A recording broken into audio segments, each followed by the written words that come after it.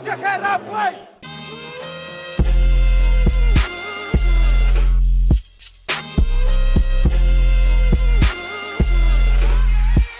Živijo, lep pozdrav vsem, jaz sem Matej, upam, da ste dobro, kjerkoli že ste in karkoli pač počnete. Če ne drugega, nam dosti razlogov za dobro voljo v zadnjem času dajejo naši športniki. Bližajoče olimpijske igre z zelo barvito in tudi zelo konkurenčno selekcijo, ampak v tokratnem podcastu o Touru. Več o fenomenalnem Pogačarju, več o izjemnem Mohoriču in seveda fajterju brez primere, našemu nesrečnemu Rogliču, o vsem, kar se je do sedaj pripetilo in tudi napovedi za zaključek. Je Tour morda že odločen in prednost Pogačarja neulovljiva? O vsem tem več danes z Davidom Tofom Turšičem, odličnim poznavalcem kolesarskega športa, dolgoletnim spremljevalcem Toura, ki to prestižno tekmovanje, eno od najbolj prestižnih na svetu, spremlja že zelo dolgo, zato sva imela tako zelo vseobsegajočo debato in David je povedal ogromno zanimivih stvari.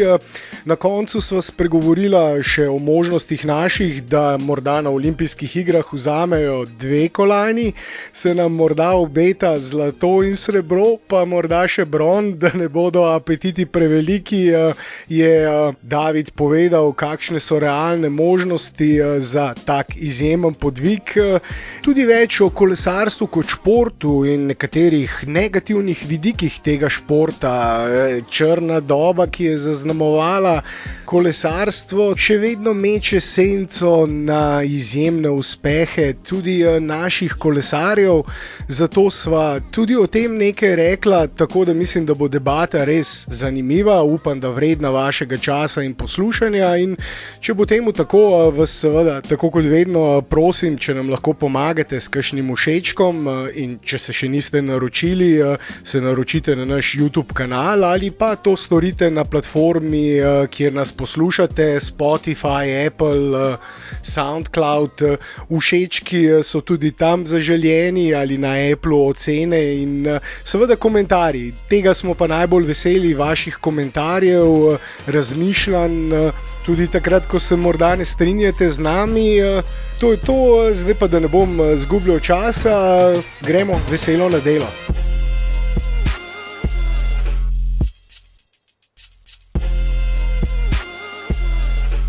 David, živijo, pozdravljen, kako si? Živijo, super, evo, spremljamo Tour, košarka, vse. Ja, zdajle je res pestro. Mislim, sploh se ne da vsega skupaj spremljati, ker je toliko stvari istočasno zdajle, zato boš tudi idealen sogovornik za tale podcast. Ti res podrobno spremljaš Tour že dolgo časa, ne samo Tour, kolesarstvo kot šport. Imela sva že pogovor par mesecev nazaj, govorila, napovedala ta Tour.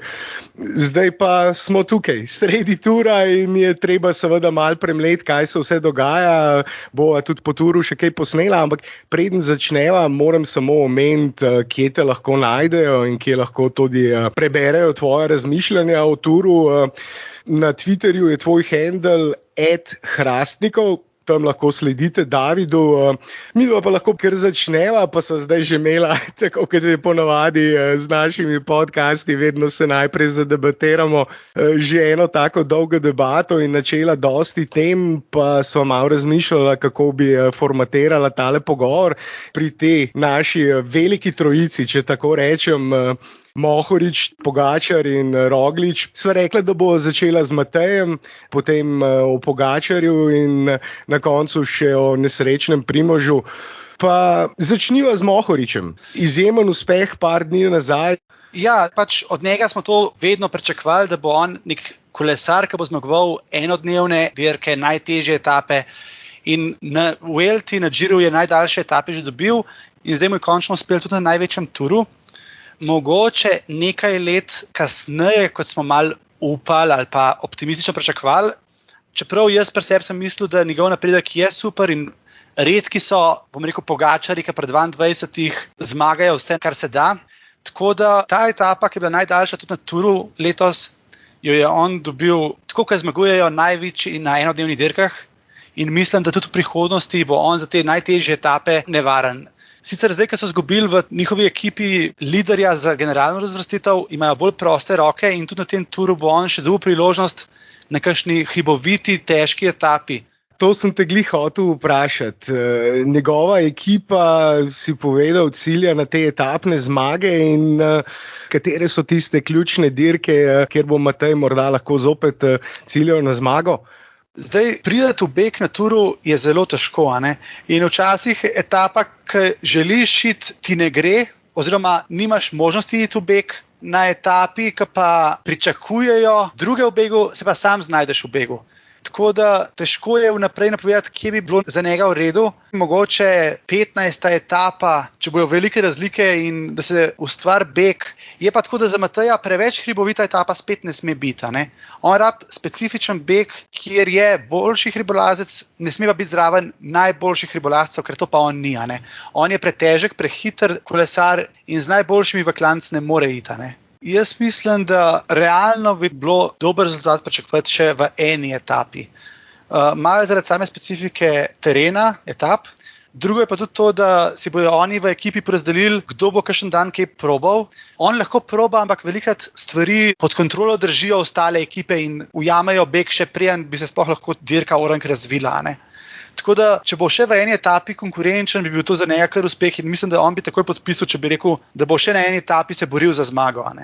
Ja, vsekakor pa že do sedaj izjemen uspeh. Imeti zmago na 3 največjih dirkah, imeti etapno zmago, to je kratek seznam.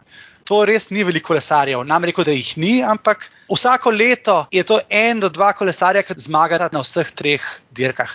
Eno je, da jih moraš voziti, drugo, da moraš biti dosti dober, da dobiš etapo in to je lepa referenca. Tako da jaz mislim, da je on dosegel cilj tega tura. Vse zdaj je samo še sproščeno, kar bo, ampak on je tle presegel vsa pričakovanja. Dobil je najdaljšo etapo, tako da mislim, da tle je on dosegel svoj cilj in se mu lahko sam čestita in še naprej navija za njega. Ja, mogoče se celo ne zavedamo dovolj, kaj pomeni tak uspeh, zaradi tega, ker imamo izjemna Primoža in Tadeja. Tako pač pride taka močna generacija, da se nam zdijo etapne zmage običajne. Kaj je nekaj normalnega že. Nekaj normalnega, zdaj pa Matej dobil etapno zmago, super. Če pa pomislim, 10 let nazaj smo bili veseli, če je slovenski kolesar sploh dobil dovoljenje, da proba dobiti etapo. Pred leti so bili naši kolesarji vedno pomočniki. Sploh niso dobili priložnosti iti na svoj rezultat. Prva, ki sta to malo presekala, sta bila Valjavc pa Brajkovič. Predtem pa praktično tega skoraj ni bilo. In to, da danes ekipa stavi tudi na Mateja, da gre po etapno zmago in rečejo, danes je vse podrejeno tebi, ne znamo niti najbolj cent, niti pravilno vrednotati. Je pa res, da pač s tako generacijo je treba vedno več doseči, da si nekaj posebnega, kako ne temu rečem. Ja, in Matejeve emocije po tekmi so vse povedale, kaj mu je pomenila ta zmaga.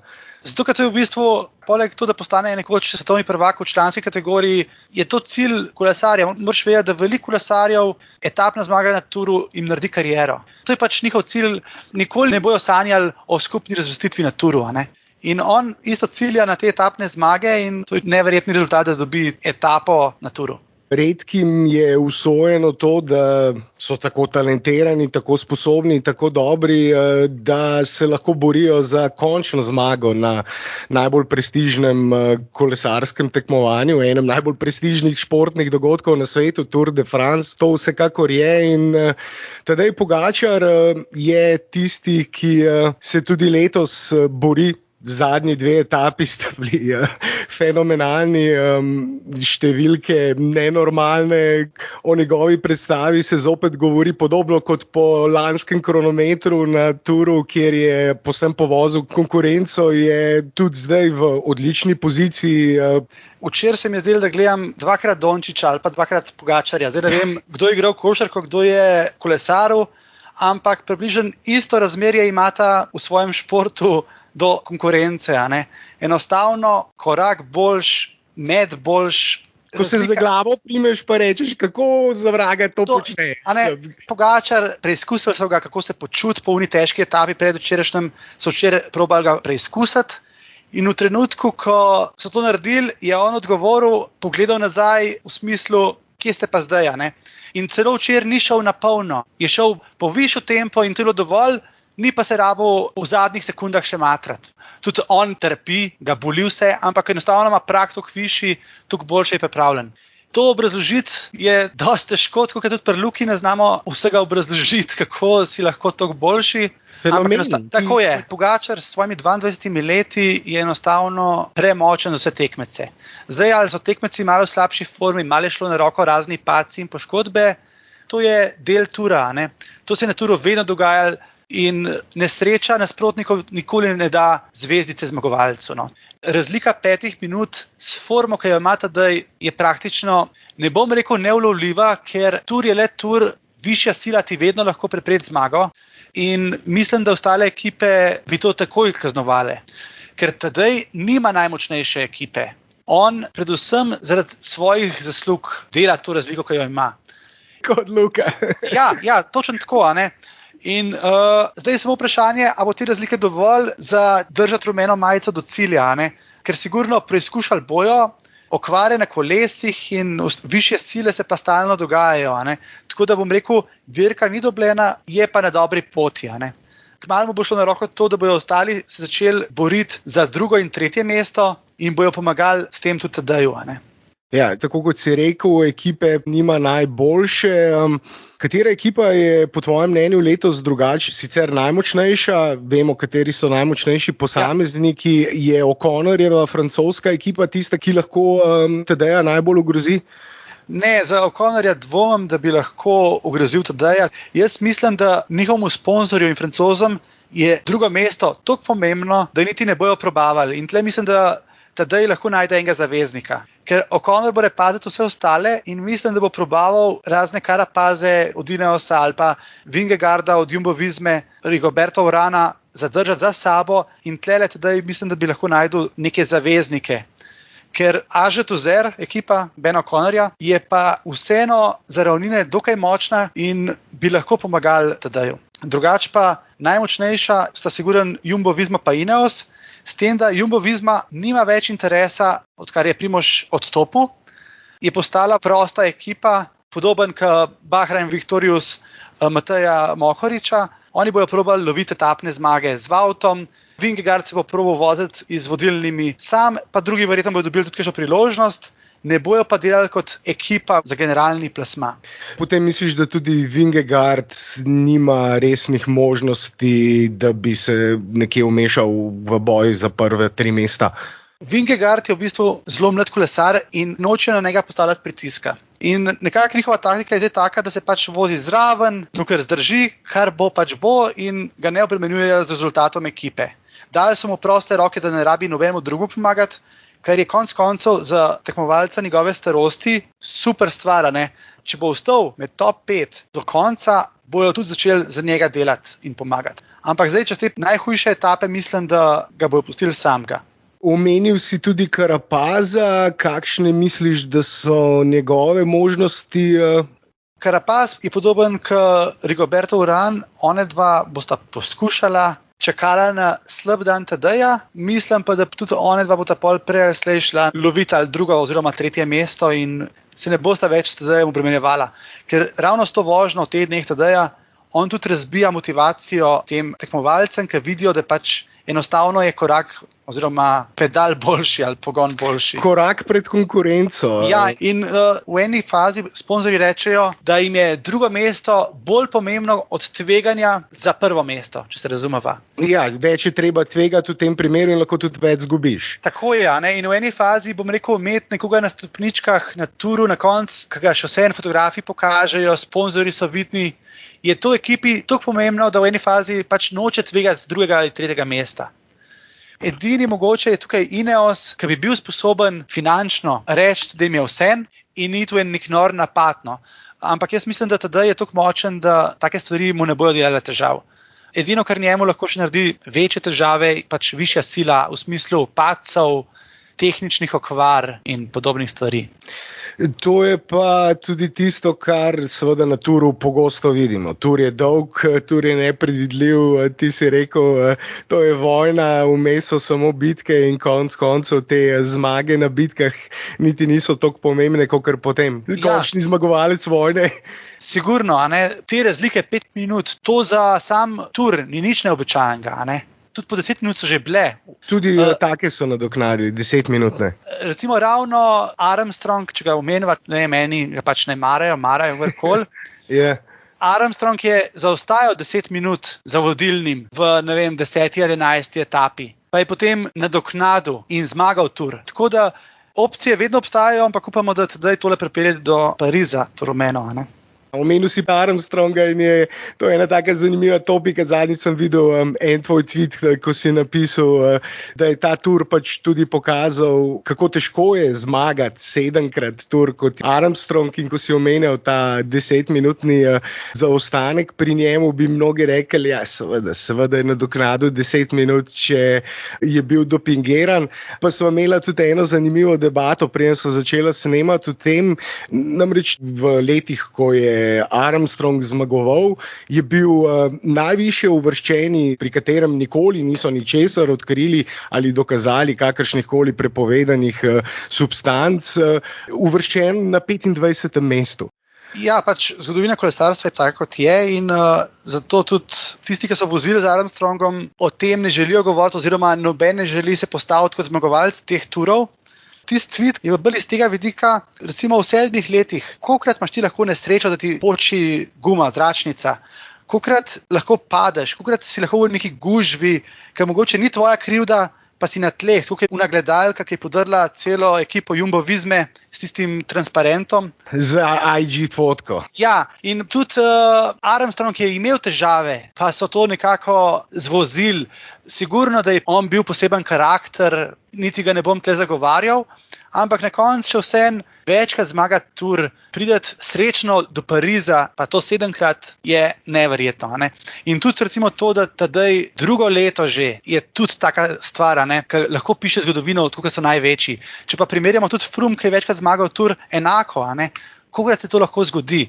Smo pa imeli recimo 2014 tur, ki je pa veliko teh zvezdnikov padal in je na koncu zmagal Nibali, ampak tudi Nibali nobene očita zmage na turu v smislu, ja, saj so šli ven najboljši, vsak mu da je bil najboljši, ker pač na turu je treba priti tudi do cilja, ne samo imeti najboljše noge. Kar se pa tiče tako dopinga na splošno ali pa trenutnih rezultatov. Pa tukaj ne govoriš konkretno samo o Tadeju, ampak ravno ko smo govorila pred podcastom, si mi razlagal, da so številke, sile, ki jih generirajo pri vzponih, brez precedensa v zgodovini kolesarstva, nasplošno pri vseh kolesarjih. Ja, tudi Wout ali pa Van der Poel, ki sta težja kolesarja, sposobna v šprintu iti z najboljšimi šprinterji, medtem pa odpeljati klance. To smo videli v 90. letih, ko so bila, bom rekel, črna doba, ja. Tako, ja. Ampak nasplošno stvari grejo naprej v smislu tehnologije, treninga, priprave, vsega, in napredek pri kolesarjih je. Nikoli pa ne moramo reči, kaj bo pokazal čas na koncu, in tudi mislim, da večino se to ne obremenjuje. To je bolj tema rumenih medijev, ki želijo zgodbe, ki želijo spornost vsega, pa nezadovoljnih Francozov, ki ne najdejo, bom rekel, svojega kolesarja. Medijev francoskih. Tako je, ja. Ja, ker nikoli ne slišiš profesionalnih kolesarjev, komorkoli kaj očitati. To zgodovino je nekako kolesarstvo sprejelo takšno, kot pač je.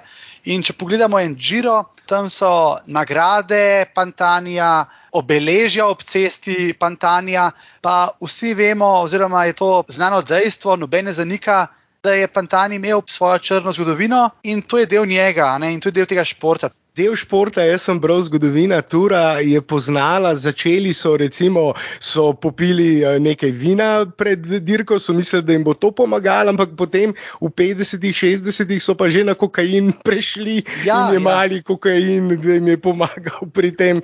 Tudi tako, tanka meja je med, bom rekel, dovoljenim pa nedovoljenim.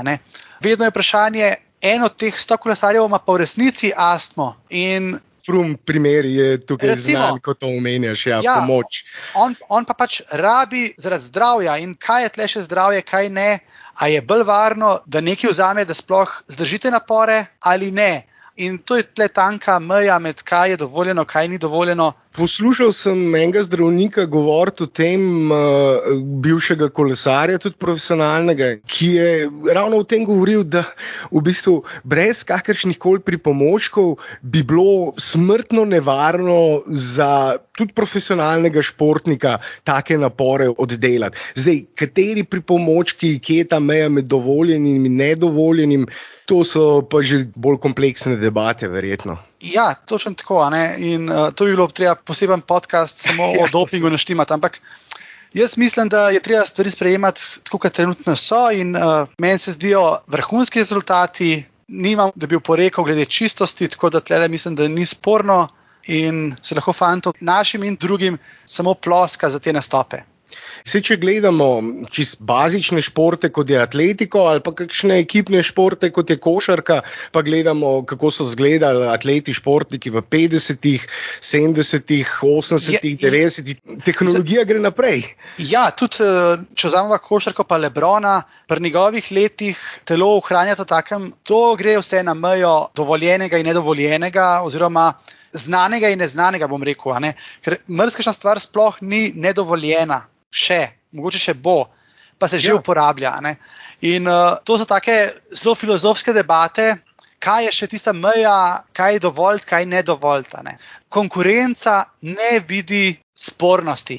To je pa glavno. To je meni bistven pokazatelj, da konkurenca ne vidi spornosti. Zdaj, ali ima konkurenca dostop do istega, ali se zaveda tega, ampak oni ne vidijo v nobenem obdobju do zdaj. Konkurenca načeloma ni videla spornosti. To pomeni, da vsi so na istem in to je tisto glavno. In to je meni bistvo in košarke in vsega. Bom rekel, tudi v NBA-ju noben reče, ne vem, zdaj bom izpostavil Lebrona, ampak se vsem koga, ta ima pa to dostop, zato pa je pri svojih letih v taki formi. Tega noben ne reče. In to je meni nek bistven pokazatelj, da je sama tekma regularna. Tako kot si rekel, globje debate o športu, v vseh športih, kjer bi lahko razširili, mogoče bo v prihodnosti tudi kakšno na to temo rekla bolj podrobno, ampak se skoncentrirajo zdaj še malo na tur.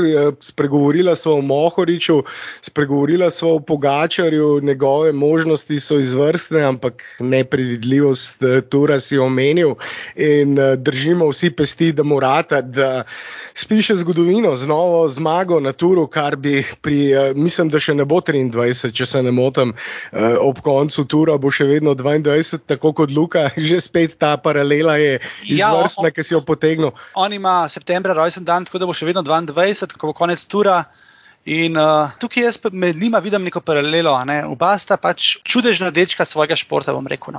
Veš, kaj bi pa potem jaz potegnil zdaj eno paralelo, ker greva na Rogliča, pa z Dragičem in Rogličem. Tedaj Luka je pa mislim, da Roglič kot Dragič, ta paralela čudežni deček, trd delavec na drugi strani, ki je z garanjem in tudi z vrhano mero talenta prišel in se spomniš lani, David, ko je Goran prišel do finala po vseh teh letih, potem pa poškodba, strgana tetiva v stopalu in konec finala na prvi tekmi, potem ko je bil najboljši igralec svoje ekipe in jih popeljal v finale. Praktično letos pa Primož Roglič. Zdaj tako je, če sva dala prej primerjavo Dončić-Pogačar, tudi Dončić je še mlad fant. Brez nekih globokih razmišljanj o košarki, on pač uživa in tudi tedaj podobno uživa, enostavno je boljši in uživa na kolesu.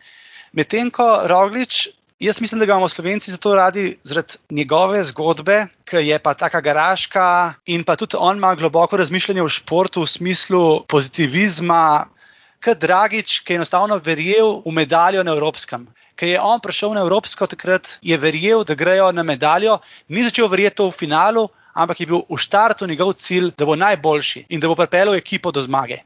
In enako je tudi pri Rogliču, on ima to voljo, razmišljanje v zadnji, samozavest.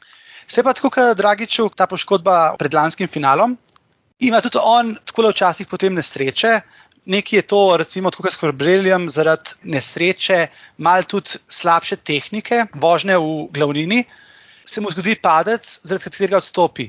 Slovenci ga imamo pa seveda radi, ker je fenomenalen pogled na šport, ima vzor praktično lahko vsem športnikom in tle se mi zdi, da je mal pred Pogačarjem v smislu navijaštva Slovenije. Ker Rogličev karakter je en poseben karakter, ki da tako, rekel, zmagovalno miselnost v smislu garanja, ne? Da se ni vse samo zgodilo. Zdaj, če to naprej navežem na to, da sem vesel, da ga je ekipa spustila domov, da se ne matra na turu in da se proba pozdraviti do olimpijskih iger, ne? Ker to se mi zdi velika stvar, ker lahko bi ga obdržali na turu kot pomočnika ali pa ga probali pozdraviti, da bo, ne vem, zmagal etapo čez en teden. Kar pa se mi zdi za njega škoda, ker je vseeno kolesar previsokega kova, da bi on zdaj v ozadju životaril pol tura, ne. Pa videli smo njegove posnetke po padcu, ko mumija povezan, tudi padec je bil grd, mislim, zagotovo bi čutil posledice tega, tudi če bi dovolj ukreval že v enem tednu, bi pa po turu toliko bolj to še čutil verjeten. Ja, sigurno, tudi vprašanje, če bi se sestavil toliko, da bi bil konkurenčen za etapno zmago in v tem primeru je bilo boljše, da so ga spustili domov. Je pa tako, ne, te padci, ki so se mu zgodili, je problem, ker on nasplošno slabo pelje v glavnini v smislu pozicioniranja in za njega je težko skrbeti, da ima stalno zaščito. Ker če pogledamo primerjavo recimo pa s Pogačarjem, na njega velikokrat ne pazijo, ampak on enostavno se boljš pozicionira v glavnini sam, brez pomoči, ne. Primož sam to ve in se je razlagal, ko je začel voziti, niti pit ni upal v glavnini. Toliko se je bal voziti v glavnini, ker je enostavno prepozno prišel v to, bom rekel, kolesarsko strinjo, da bi dobil to osnovo vožnje, ne. Pa da se razumeva, on še vedno vrhunsko pelje v glavnini. Ampak je pa malenkost bolj dovzeten za napake oziroma take stvari. Manj vajen tega rimplanja mogoče. Ja, tudi predvidevanja, kje ne smeš biti v trenutku, ko bo nevarno. Mogoče okoli Italijanov, ki so živčni. Veliko ljudi se predstavlja, ja, pa bi mogel peljati na desni strani ceste, zakaj mu niso povedali, ne? Včasih je pa lih na desni strani ali pa na levi strani napačen kolesar, ki ima bolj agresiven, malo nepozornosti in boj za pozicije je pa takole v zaključku, ki je živčnost visoka, neizprosten in se zgodi nesreča. Sigurno nesreča ni bila namerna v smislu, dajmo ga ven porint, to lahko 100% trdim, da to ni bilo. Grdo pelivanje pa verjetno je tudi kaj bilo, ampak to je pač tudi del kolesarstva, ne. Takoj po etapi je Primož rekel, da ga je Colbrelli zbil na tla, dobesedno z bodycheckom. Ja, kar ga je res, ne? Ampak je spet, glavnina je gibanje, ne? In tudi Colbrelli, mogoče je njega nekdo mal butnil, kot domine, če si predstavljaš. In da je Colbrelli zapeljal v Primoža, ni nujno osnovni razlog v Colbrelliju, ne? In jaz verjamem, tudi potem se pogovorila, sta te stvari uredila, normalno, posledice pa pač ostajajo in to je neizbežno, ne. Mi je pa všeč ravno to pri Primožu, da on vedno stvari sprejme kot so, gleda naprej in slovenski gledalci to najbolj cenijo. To borbo čez vse prepreke, ker vse veš, kako v življenju včasih prideš do stvari, ki so ti težke, ampak vedno obstaja pot naprej, novi cilji in tako naprej. To se mi zdi res fenomenalen vzor in mladim športnikom in tako, ne. Cela njegova pot in tudi zdaj, kako odreagira na vse te situacije. Ko je šel s tura zdajle, je povedal, da se vrne in jaz sem prepričan, da drugo leto gre Primož zagotovo na tur. To je zdaj, bom rekel, njegova individualna borba. Sveti gral. Ja, in verjamem, da mu bojo mogoče svetovali, pa mogoče eno leto pet na Giro, ampak jaz mislim, da tudi ni več tako mlad, ne, si pač ne more vsako leto prevoščati, menjati ciljev, ne. In jaz mislim, da bo on probal naslednjo leto še eno leto iti tur odpeljati. Tudi vsi slovenski navijači to upamo in upamo tudi, da mu uspe, da usvoji ta svoj sveti gral, tako kot si govoril, res je izjemen vzor to, da se pobere, da je tak fighter, ko smo omenjali Dragića, isto mi pade ob njem na pamet tisti znameniti rek Muhameda Alija, če se ne motim, znamenitega bokserja, it's not how many times you fall down, it's how many times you get up, ni pomembno, kolikokrat padeš, ampak kolikokrat se pobereš in Primož je definicija tega. Ja, tudi Primož o stvarih pri svojih letih že razmišlja in se jih loteva kot zrela oseba, kot narejen karakter. Ker bom rekel, Luka pa Tadej sta enostavno fanta, ki jima daš žogo oziroma kolo in uživata in sta odlična, ampak se niti ne sprašujeta preveč o ozadju. Medtem ko Primož pa je tak, podoben kot Goran, ki pa te stvari ima že bolj razdelane in to vleče k tem športnikom, gledalce, navijače. In zdaj bomo vsi držali pesti, ne samo za Luko in naše fante, košarkarje v Tokiu, ampak tudi za Primoža in naše ostale kolesarje. Misliš, da se bo Primož dobro sestavil do olimpijskih iger? Tudi Tadej bo tam, naša ekipa je znana. Tvoja razmišljanja o možnostih Slovenije, da poleg kolajne v košarki vzamemo še kolajno v kolesarstvu? Zdaj tako, kolesarstvo je zelo nepredvidljiv šport. Težko napovedati kolajno. Bosta pa Primož in Tadej prva favorita za zlato medaljo. Primož, Tadej, Jan Tratnik pa Polanc so predvideni za cestno dirko. Proga je hribovita, ustreza obema našima. Polanc zna biti super lead-out man oziroma domestik, ki bo čim dalj peljal njiju do zaključnih vzponov. Potem bosta mogla pa tam one dva to doreči, kako bo to zdaj odpeljala. Jaz nekako tiho upam, da se noben od njiju ne bo žrtvoval za drugega, ampak da probata priti čim dalj do zaključka skupaj. Ker neka oddaljena verjetnost bi bila tudi dvojna slovenska medalja. Glede na trenutno njuno moč bi bila sposobna tudi 2 medalje dobiti. Je pa tako, da je zelo važno, kako se bo sama dirka odvijala. Bo kar nekaj ekip močnih, z močnimi hribolasci. Vprašanje, kakšno formo bo Tadej imel, ampak predvidevam, da mu bo forma ostala tudi lansko leto. Po turu sta bila na dirki Bastogne-Liège oba vrhunska in jaz bi si želel nekako podobno dirko, kot je bil Bastogne-Liège, da prideta v sam zaključek oba dva skupaj. Za Primoža pa mislim, da se bo sestavil do olimpijskih, tudi on je tak, da čim prej išče nov cilj, da gleda naprej in se bo pripravil za olimpijske igre. Tudi glede na starost znajo biti to zadnje Primoževe olimpijske igre, pa tudi vsake olimpijske igre. Ni trasa primerna za vse vrste tekmovalcev in ta letošnja je res narejena za hribolasce, tako da tukaj vidim eno veliko priložnost za medaljo, ki jo lahko vsak od njiju dobi. Se pravi, zlato za Primoža, srebro za Tadeja, pa potem bron Polanc. Vsi bi takoj podpisali. To sigurno. In tudi se mi zdi, da ni nujno, da je ravno Primož zlat. Če se boste odločili, da je treba pa na koncu Pogačarju pomagati. Jaz sem prepričan, da v naši ekipi, če bojo videli, da je priložnost za nekoga, brezpogojno se bojo ostali podredili temu cilju. Tudi to je na svetovnem lani že bilo. Ampak iz taktičnega vidika mislim, da je dobro, da Primož in Tadej probata oba iti na zmago. Ker imeti 2 kolesarja v zaključku je velika prednost. Kemija v naši ekipi, kolesarski ekipi, ne samo košarkarski, je zdaj ravno to tudi aktualna tema, pa zanimive paralele so tudi povlekla in mislim, da so tudi na mestu, ampak te olimpijske bodo res.